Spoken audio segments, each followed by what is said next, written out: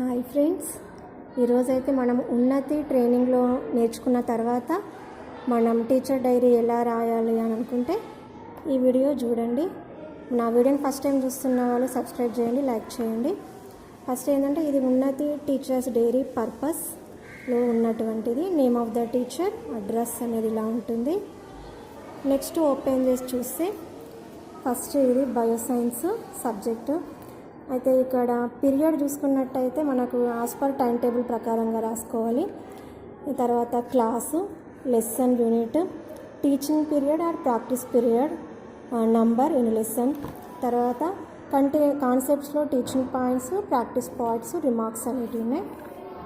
First period వచ్చేసి 6th class, తర్వాత second period వచ్చేసి నాకు 8th క్లాస్ ఉంది, థర్డ్ పీరియడ్ వచ్చేసరికి 7th క్లాస్ ఉంది, నాకు 4th పీరియడ్ లీజరు, తర్వాత 5th period 10th, 6th period leisure, 7th period 9th, 8th period leisure.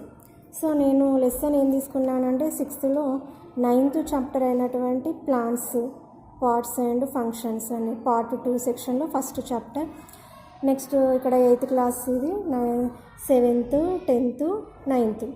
కానీ టీచింగ్ పీరియడ్ చెప్పుకున్నాను. టీచింగ్ పీరియడ్లో నాది ఫస్ట్ పీరియడ్ కాబట్టి టీచింగ్ పీరియడ్ 1, అందులో నేను యాక్టివిటీ 1 చెప్పాను.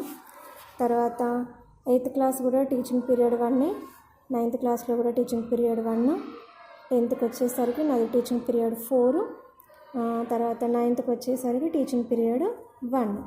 నేను టీచింగ్ పీరియడే రాశాను కాబట్టి ప్రాక్టీస్ పాయింట్స్ ఏమీ ఉండవు.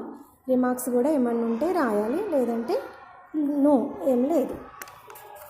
నెక్స్ట్ సెకండ్ పీరియడ్ వచ్చేసరికి నాది 6th పీరియడ్లో నాది PP1 అంటే ప్రాక్టీస్ పీరియడ్ 1 కాబట్టి నేను ఇప్పుడు టీచింగ్ పాయింట్స్ రాయకుండా ప్రాక్టీస్ పాయింట్స్ రాయడం జరిగింది.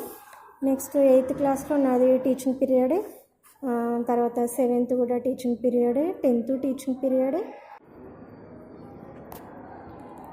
టీచర్ డైరీ అనేది మనం లెసన్ చెప్పిన తర్వాతనే రాయాలి.